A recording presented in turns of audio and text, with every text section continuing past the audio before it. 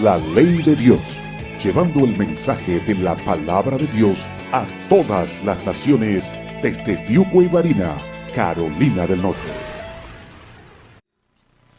El título de este mensaje es Considera a Jesús. Considera a Jesús. Y dice de la siguiente manera, leyendo Hebreos 3, del 1 al 6.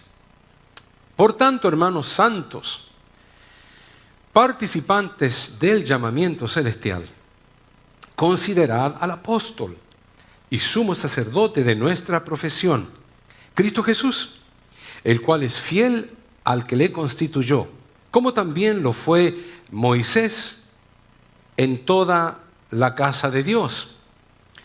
Porque de tanto mayor gloria que Moisés es estimado digno cuanto tiene mayor honra que la casa que el que la hizo. Porque toda casa es hecha por alguno, pero el que hizo todas las cosas es Dios. Y Moisés, a la verdad, fue fiel en toda la casa de Dios, como siervo, para testimonio de lo que se iba a decir, pero Cristo como hijo sobre su casa, la cual casa somos nosotros, si retenemos firme hasta el fin la confianza y el gloriarnos en la esperanza. Vamos a orar. Padre mío, ante tu presencia estamos una vez más para que nos hables acerca de ti, Señor, en el nombre de Cristo Jesús. Amén. Pueden tomar sus asientos. Algunas semanas atrás estuvimos hablando particularmente de lo que es la santidad. Entonces leímos de que, por tanto, hermanos santos, explicamos en abundancia lo que significa ser santo, los tipos de santidad que entendemos explica la Biblia. Luego entonces pasamos la siguiente semana a hablar acerca de lo que es el llamamiento. Hablamos de lo que es el llamamiento celestial. Algo súper interesante también que nos llamó mucho la atención, el llamamiento de Dios al hombre. En el día de hoy vamos a estar hablando acerca de considerar al apóstol y sumo sacerdote de nuestra profesión, lo cual es Cristo Jesús. Pero la palabra que me quiero enfocar y desarrollar en el día de hoy es sencillamente la palabra considerad. Considerad. ¿A quién? Obviamente estamos hablando de considerar a Jesús. Hermanos, a través de estos domingos que hemos estado hablando acerca del libro de Hebreos, encontramos en el primer capítulo, y ahora vamos por el 3, de que Jesús es mayor que los ángeles. Explicamos de que los hebreos, los judíos, tenían a los ángeles en una posición extremadamente alta, altísima. Y luego de repente Hebreos les dice que Cristo es mayor que los ángeles. Y mayor que los ángeles solamente viene Dios. Así que ellos se quedaron perplejos tratando de entender cómo podía ser Cristo mayor que los ángeles cuando Cristo Jesús había sido un hombre que había estado con ellos. Y ahora Hebreos les dice de que era mayor que los ángeles y se quedaron pensando, ¿será entonces Dios? Porque después de los ángeles viene Dios. Seguimos nosotros estudiando y seguimos teniendo mensajes y después vimos que Jesús es obviamente mayor que los hombres. Lo mencionó David en uno de sus salmos. Vimos de que Jesús era mayor que la creación, de que no se podía confundir la creación con el creador. Eso es lo que mucha gente confunde. Y entonces adoran a una piedra, adoran a la tierra. Hoy explicaba en la escuela dominical de que mucha gente adoraba o veneraba lo que se le llama la Pachamama. Y la Pachamama es la tierra en algún idioma indígena.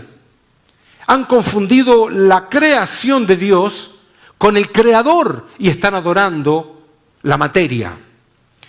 Vimos también en Hebreos de que Jesús es mayor que los profetas.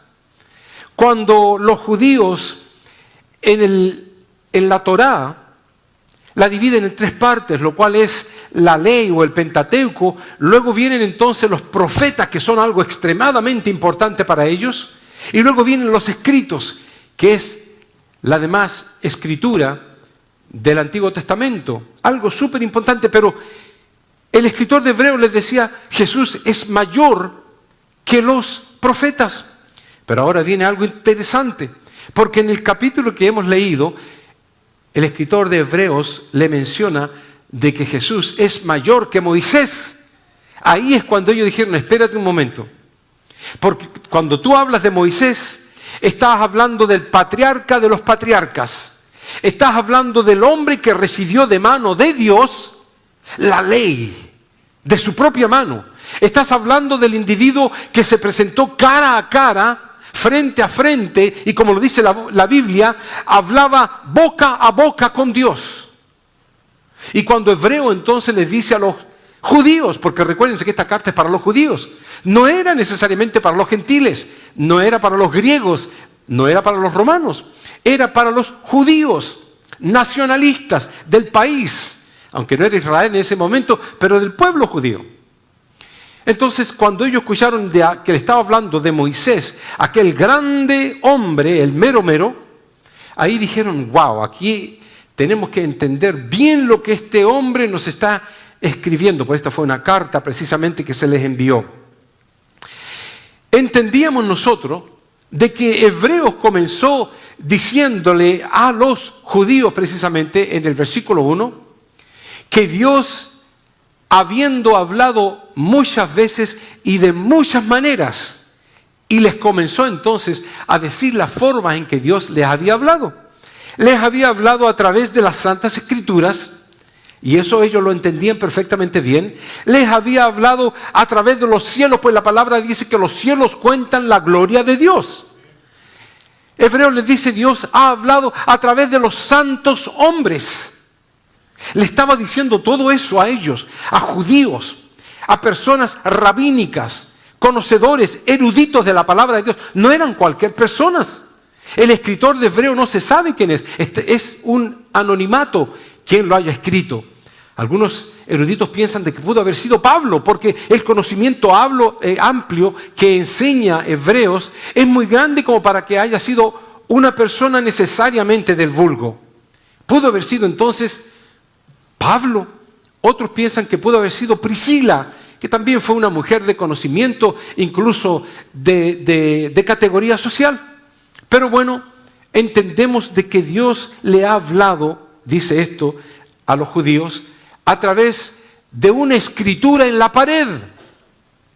Yo me imagino que cuando estos hombres escuchaban todo eso, ellos se lo imaginaban perfectamente bien. Como si yo les dijera a ustedes de qué color es la casa donde ustedes viven. Ustedes saben perfectamente bien.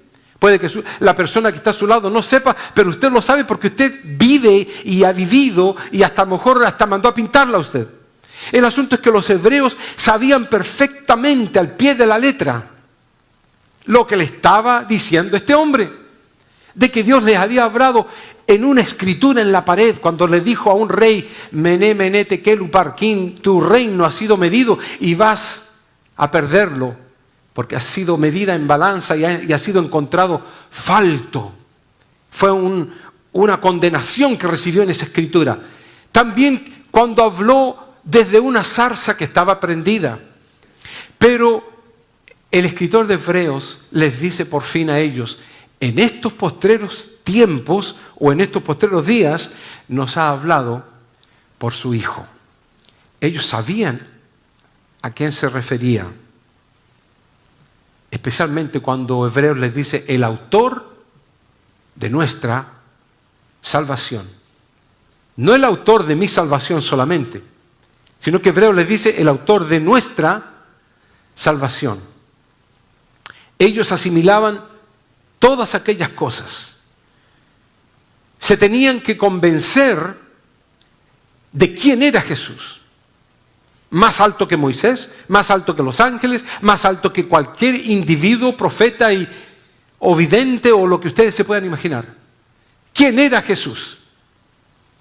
Y él lo comenzó a explicar. Heredero de todo, el que hizo el universo, el resplandor de la gloria de Dios, el quien tiene la imagen de la sustancia de Dios, el que sustenta todas las cosas, quien tiene poder en su palabra, quien purifica nuestros pecados, quien está sentado a la diestra de Dios, quien es superior a los ángeles y por fin, quien tiene un nombre, sobre todo nombre, lo cual es superior. Cuando ellos escuchaban todas estas cosas, ¿qué iban a decir? ¿No lo creemos? ¿Resistimos lo que tú nos dices? ¿O lo aceptaban? Y luego, lo de hoy, lo que les dice Hebreo al apóstol y sumo sacerdote de nuestra profesión, la que profesamos. De ahí viene la palabra profesión. Profesamos algo. Profesamos no es ideología, no es una cosmovisión, es la verdad. Yo soy el camino, la verdad y la vida. Es la respuesta a todos los enigmas que tiene el hombre, lo cual son básicamente tres. ¿De dónde vengo? ¿Qué hago aquí? ¿Para dónde voy? Eso lo responde Jesús. Desde antes de la fundación del mundo te elegí. Entonces sabemos ya de dónde venimos. Venimos de la mente de Dios. ¿Qué estás haciendo aquí? Para gloria mía los he creado, para que vayan y prediquen el Evangelio a toda criatura. Entonces ya entendemos una razón y motivo y circunstancia por la cual estamos en esta tierra. ¿Y para dónde vamos? Hay dos lugares. Ya depende de ti. ¿Al cielo o al infierno? Obviamente hay más detalles en cuanto a eso, pero procura de que vayas camino al cielo. Así que cuando el apóstol le dijo, cuando el escritor de Hebreos les dice, estamos hablando del apóstol, del sumo sacerdote, de nuestra profesión, de lo que creemos, le dice del apóstol. Es la única vez en toda la Biblia que se le dice apóstol a Jesús. Nunca antes se le había dicho, ni nunca después se le dirá. Pero la palabra apóstol, lo cual es apóstolos precisamente en el idioma griego, significa una persona que ha sido enviada, una persona que ha sido comisionada o sencillamente un embajador. Cuando hablamos de la palabra, este es un apóstol, estamos hablando en el idioma griego, apóstolos, que vendría implicando a alguien particularmente que es enviado de Dios para hablarle a los hombres. Y Cristo Jesús precisamente fue eso. Cristo Jesús fue enviado de Dios. Él dijo, yo no vengo a decir mis propias palabras, vengo a decir las palabras del que me envió. Y esas palabras, en esas palabras serás, o por esas palabras serás juzgado. Cristo Jesús vino al mundo para hablar lo que el Padre le dijo que hablara. Y por eso el escritor de Hebreos le llamó el apóstol, el que fue enviado a hablarle a los hombres lo que Dios quería que los hombres supiésemos. Pero cuando hablamos de sumo sacerdote, es algo un poco diferente. El sumo sacerdote habla a Dios. El apóstol hablaba de Dios. El sumo sacerdote habla a Dios en representación de los hombres. El sacerdote era el que tomaba el sacrificio de las personas y precisamente lo llevaba en holocausto y representaba al hombre ante Dios. Era el puente entre nosotros y Dios. Y por eso Hebreos dice, este Jesús es el sumo sacerdote. Y el sumo sacerdote era un individuo que entraba una sola vez en su vida, no solamente en el año. Es verdad que entraba solamente en el año, una vez, pero como habían tantos sumos sacerdotes, la posición de sumo sacerdote para poder entrar en el lugar santísimo solamente le tocaba una sola vez en toda su vida y moría. Así que cuando el hebreo nos habla acerca de que Jesús es el sumo sacerdote, nos está diciendo entonces de que Él entró al lugar santísimo para llevar a cabo el holocausto, el sacrificio. ¿Pero qué sacrificio era? Su propia vida. Así como lo dijo Juan, he aquí el Cordero de Dios que quita el pecado del mundo. Porque la sangre de toros y de machos cabríos y de todo lo demás solamente cubría el pecado. Pero el pecado seguía ahí, pero lo cubría ante Dios. La gran diferencia era que Cristo no cubrió nuestros pecados. Él los redimió, los lavó, los hizo desaparecer.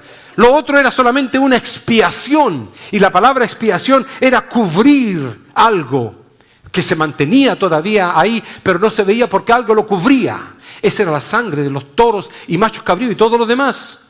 Cristo hizo un intercambio. Y Él se clavó en la cruz. Cayó su sangre cuando yo tenía que estar clavado y caer mi sangre y tú también. Sin duda alguna, tus maldades, tus pecados estaban clavados con Jesús. Él, en su omnisciencia, seguramente hasta mencionó tu nombre. No lo dudo. Nombre y apellido. Lugar donde naciste, lugar en que viviste.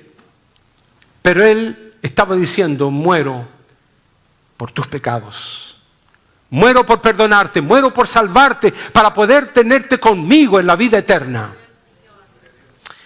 Hermanos, aquel sumo sacerdote, la Biblia lo dice de esta forma, porque hay un solo Dios y un solo mediador entre Dios y los hombres, Jesucristo, hombre. Pero el punto de hoy, ¿cuál era? ¿Cuál era el punto de Hebreos en el día de hoy? Una sola palabra, ¿se recuerdan? Considerad, precisamente como el hermano lo mencionó. Considerad a Cristo Jesús. Hermanos, cuando yo leí estas palabras y yo me puse a pensar, considerad. ¿En qué momento voy a considerar? Pues yo me puse a escribir, consideremos a Dios en tu incertidumbre. Cuando tú no sepas qué camino tomar, considera a Dios. En tu enfermedad, cuando crees que ya está todo perdido, el cáncer te tiene comido o la diabetes te tiene ya en la tumba o lo que sea, considera a Dios. Considera los 3 enigmas que te mencioné. ¿De dónde venimos? ¿Qué estamos haciendo aquí? ¿Para dónde vamos? Todo respondido a través de Cristo Jesús. Considera a Jesús en tu inseguridad de hoy. ¿Qué comeré mañana? ¿Qué vestiré mañana? Considera a Jesús en tus indecisiones. ¿Qué trabajo debo tomar? ¿Qué sitio debo ir? ¿O a qué ciudad debo ir? ¿O qué vehículo debo comprar? ¿O qué casa? Considera a Jesús en tus negocios. Considera a Jesús en tus dificultades. Sí, hoy día venía caminando con un hermano desde la oficina para arriba al 2º piso. Nos subimos al ascensor para poder subir al 2º piso. Y mientras caminábamos, íbamos conversando de dificultades. Y los dos nos reíamos. Porque las mismas dificultades que tenía él, las tenía yo. Y las mismas dificultades que tengo yo, las tiene él. Y nos reíamos porque decía, es increíble. Pero Dios nos da la bendición, nos da la inteligencia, la sabiduría, la habilidad para poder sobrellevar los problemas y dificultades. Cristo Jesús lo había dicho, en la tierra tendréis aflicción, pero confiad. ¿En quién vamos a confiar? ¿En la Pachamama? Confiemos en Cristo Jesús.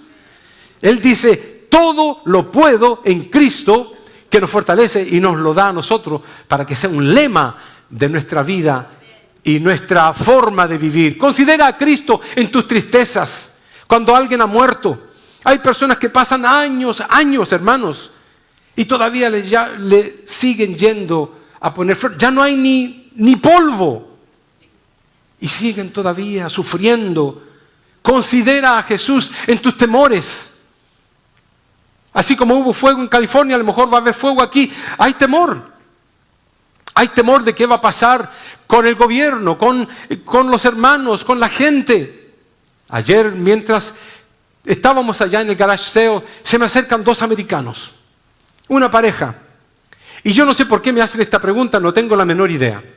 Pero se me acercan donde habían comprado sus cosas y las ponen ahí y al lado mío las ponen para hacerme una pregunta. Y me preguntaron, ¿podemos hacerle una pregunta a usted?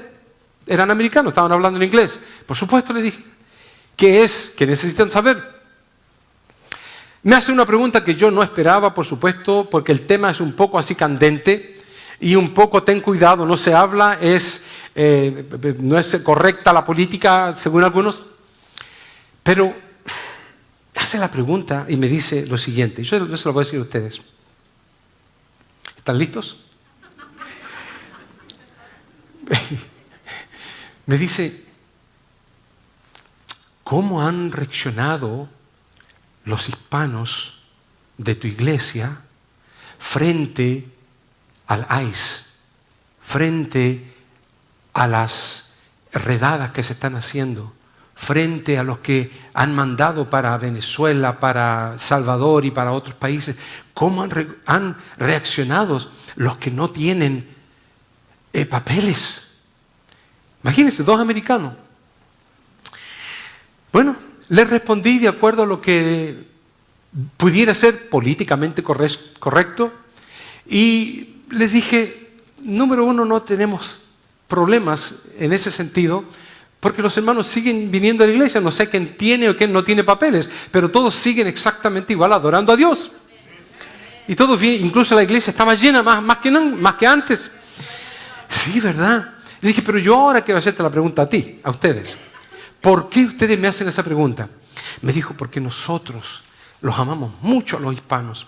Incluso hemos tenido a una familia por casi 2 semanas escondidas en nuestra casa. Nadie se puede meter en nuestra casa. Están protegidos bajo nuestras alas. Dije, wow, increíble. Sí, le dije, me alegro mucho de que ustedes tengan ese corazón en estos tiempos. Pero hay temor. Entrégaselo a Cristo.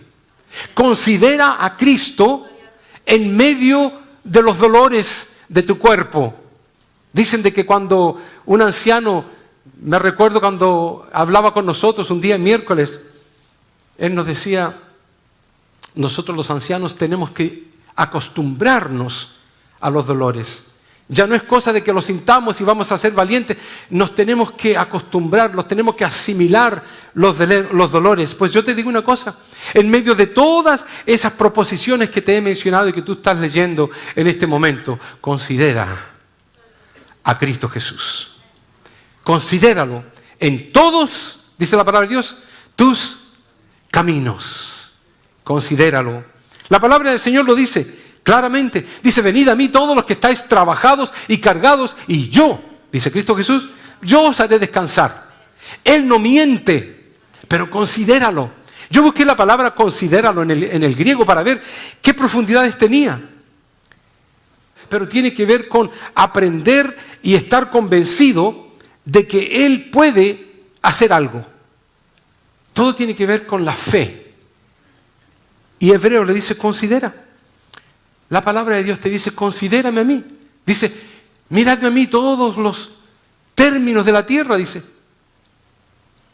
Porque yo soy Dios y no hay más. Miradme a mí todos los términos de la tierra y seréis salvos. Él nos da la respuesta. No hay nadie en la vida que haya podido decir, nadie, hermano, que haya podido decir, yo tengo la salvación para las almas. Nadie.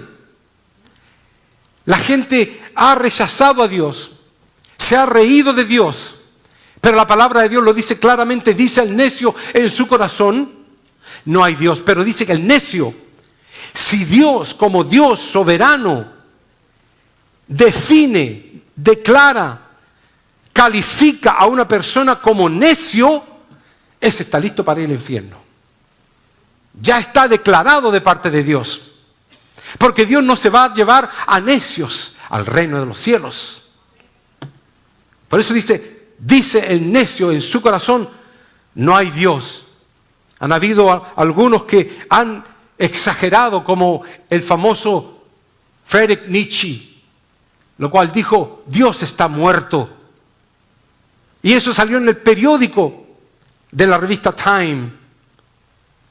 Todos lo leyeron. Hasta el día de hoy se menciona este famoso número que salió, volumen. Dios está muerto, lo declaró Friedrich Nietzsche. Poco tiempo después que él muriera, pusieron Nietzsche está muerto, lo declara Dios. Aleluya. Nadie, hermano, se puede reír de Dios. Estudiando acerca de algunos ateos, de lo que piensan de Dios, un erudito bíblico dijo lo siguiente: para aseverar categóricamente que Dios no existe, el hombre procura usurpar prerrogativas divinas, como son la sabiduría y la omnipresencia de Dios. Tendría que explorar hasta los confines del universo para estar seguro de que Dios no está allí. Tendría también que interrogar a todas las generaciones de la humanidad y a todas las jerarquías del cielo para estar seguro de que nunca han oído hablar de Dios. No, hermanos, el necio dice en su corazón: no hay Dios.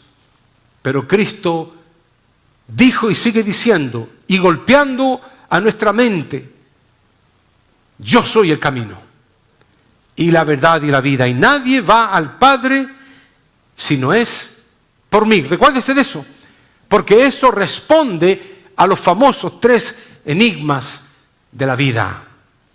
¿Quiénes somos? ¿De dónde venimos? ¿Por qué existimos? ¿Para dónde vamos? Y otros más incluso. Hermanos, la palabra del Señor nos dice una y otra vez: el que a mí viene jamás tendrá sed. No se tendrá que tomar una copa más para emborracharse, ni siquiera agua tampoco, porque no está hablando de líquido, está hablando de agua viva. La palabra del Señor dice: el que a mí viene jamás tendrá hambre.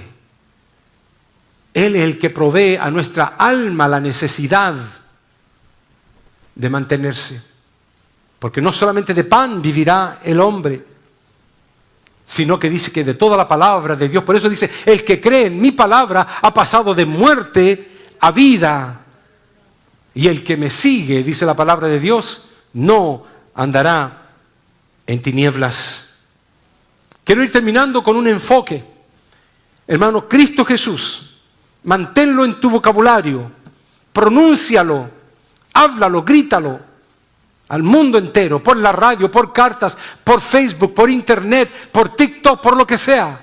Habla de Jesús, declara su amor para el mundo entero. Hablábamos en el instituto, nuestro hermano Iván enseñando, que fue una clase pero espectacular, sin duda alguna, acerca de la soberanía de Dios. Y claro, la soberanía de Dios tiene que ver con la predestinación de los hombres. Antes, destino predestinado por Dios, y luego aquellos Dios los llama, y aquellos Dios los justifica, y aquellos Dios los glorifica. Alguien hizo una pregunta, porque la palabra dice también: fueron salvos los que estaban ordenados para ser salvos. ¡Wow! Entonces aquella hermana levantó su mano y dijo: ¿eso significa de que los que no están ordenados se van al infierno? Quiero decirte que sí. Porque la Biblia lo pone clarito, como el agua. Estás ordenado para vida eterna. Pero la Biblia no dice nada de los que están desordenados, o los que no están ordenados, o los que no están predestinados. El asunto es que si alguien no está predestinado para vida eterna, obviamente la palabra de Dios enfatiza Juan 3:18. El que no cree ya está condenado. Ahí viene la cláusula. Ahora viene la cláusula de que si aquel no predestinado, aquel que no fue ordenado, viene a los pies de Cristo arrepentido, creyendo con todo su corazón y de una forma genuina y verdadera, hay una transformación de su corazón y viene a Cristo, yo lo veo conmigo en el reino de los cielos. Es algo difícil de entender, pero se explica de la siguiente manera. El hombre, hermanos, la Biblia lo dice, y yo creo a la Biblia. Los pensamientos de Dios no son los pensamientos del hombre, lo dice la Biblia. Tus caminos no son mis caminos. Las ecuaciones de Dios son diferentes a las ecuaciones de los hombres. Cuando tratamos de entender la mente de Dios, nos vamos a lo que dice Pablo. Oh, profundidades de los misterios de Dios, ¿quién los entenderá? Si nosotros llegamos a decir esto es así, así, así, estamos poniendo entonces a Dios en un tubo de ensayo creyendo que nosotros somos los technicians. No. En la dimensión de Dios ocurren cosas que nosotros no entendemos. Y por eso Dios pone un versículo de allá en Deuteronomio 29:29. Las cosas reveladas son tuyas y para tus hijos, y las cosas ocultas y privadas son de Dios. Así que sí, existe una predestinación, existe una ordenación, existe una elección en Cristo Jesús. Pero si aquellos que se creen de alguna forma u otra que no fueron nunca elegidos ni predestinados, vienen a los pies de Cristo y hay una transformación de corazón, hay una regeneración, hay una justificación por la virtud, no mía ni de ellos, sino de la sangre de Cristo, son glorificados.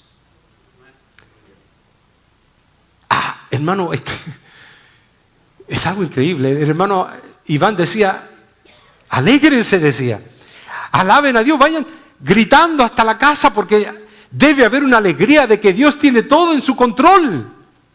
A Él no se le pierde absolutamente nada y no comete errores. Hermanos, Jesús desea ser el primero en tu vida. Desea ser lo más importante en tu vida y desea ser tu confidente. Por eso que este sermón considera a Jesús. Por sobre todas las cosas, considéralo. Él quiere ser parte de tus experiencias diarias. Él quiere ser parte de tus pensamientos. Él quiere ser las palpitaciones de tu corazón. Y termino con esta lectura de Apocalipsis. He aquí yo estoy a la puerta, dice Jesús, y llamo. Si alguno oye mi voz y abre la puerta, entraré a él. Cenaré con él y él conmigo. Al que venciere le daré que se siente conmigo en mi trono. ¡Oh, aleluya! ¡Qué grandioso eso! No lo entendemos todavía. Es una promesa de Dios y Dios no miente. Así como yo he vencido y me he sentado con mi Padre en su trono. El que tiene oído, no que tenga orejas, todos tenemos orejas. El que tenga oído, oiga lo que el Espíritu con mayúscula dice a las iglesias. Que el Señor te bendiga, hermano.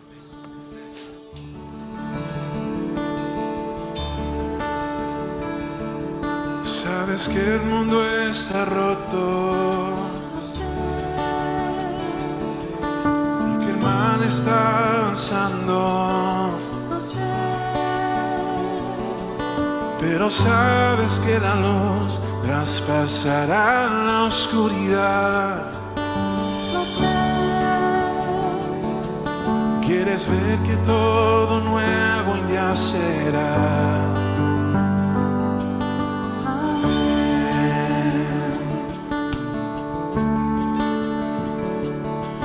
La creación está gimiendo, está cerca nuevo reino, será la gloria del Señor que en medio nuestro alumbrará, y es bueno recordar esta verdad.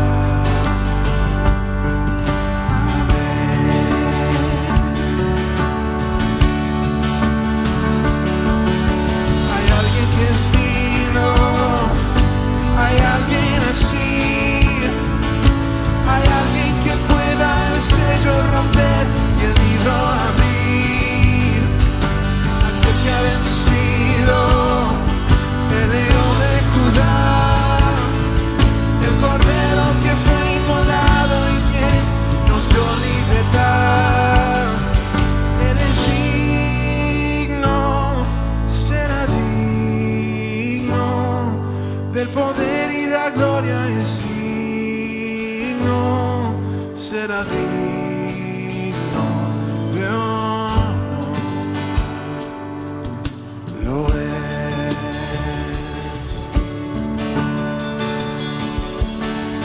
En verdad nos ama el Padre. Su espíritu se mueve. Jesús, nuestro Mesías, por su amor nos sostendrá. Con nosotros volverá Dios a morar. Amén. Hay alguien que es digno, hay alguien así, hay alguien que pueda el sello romper y el libro abrir. Aquel que ha vencido, el león de Judá, el cordero que fue inmolado y que nos dio libertad. Todo pueblo y región, de cada lengua y nación, sacerdotes nos hizo para reinar con Cristo el Señor. Él es digno, será digno del poder y la gloria. Es digno, Él es digno, será digno. La ley de Dios, llevando el mensaje de la palabra de Dios a todas las naciones desde Tiuco y Barina, Carolina del Norte.